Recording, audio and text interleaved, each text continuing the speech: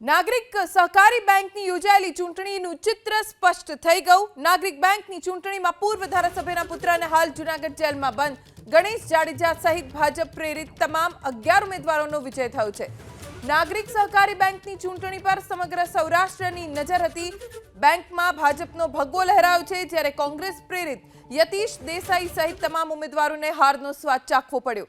पूर्व धारासभ्य जयराजसिंह जाडेजाना पुत्र ज्योतिरादित्यसिंह जाडेजा उर्फे गणेश जाडेजा प्रथम वार चूंटणी लड्या अने विजेता पण थया।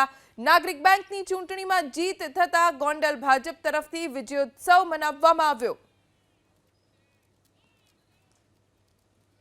गोंडलना लोकोए चुकादो आपी दीधो छे के आ ग्राउंडमां तमारे कांई करवानुं नथी। अहींया भारतीय जनता पार्टीनो गढ़ छे अने ए गढ़ जळवाई रह्यो। आ तो अमारा गणेशभाई 5 दिवसथी आ जेलमां हता, एमां आ बधाने एम थई गयुं के अमे बधा अहींया कम्प्लीट छे।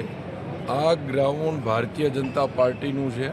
भारतीय जनता पार्टीमां लोको वर्षोथी अहींया सेवा करता आव्या छे अने एनुं परिणाम छे।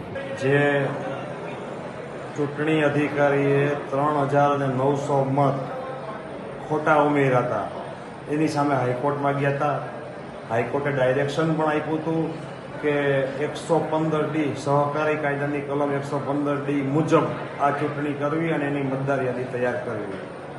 ए डायरेक्शनना आधारे डिस्ट्रिक्ट रजिस्ट्रार राजकोटे पण एवुं मार्गदर्शन आप्युं, हुकम कर्यो बेंकना चूंटणी अधिकारीने के जे विवादित चूंटणी अधिकारी छे કે ભાઈ આ 115D સહકારી કાયદાની કલમ 115D મુજબ જ મતદાર યાદી બનાવી, છતાંય પણ હાઈકોર્ટની વાત પણ એણે ન માની, ડિસ્ટ્રિક્ટ રજિસ્ટ્રારની વાત પણ ન માની અને અંતે એમણે જે 3900 મત ખોટા ઉમેર્યા હતા એ મતોના આધારે આજે એમણે વિજય મેળવ્યો।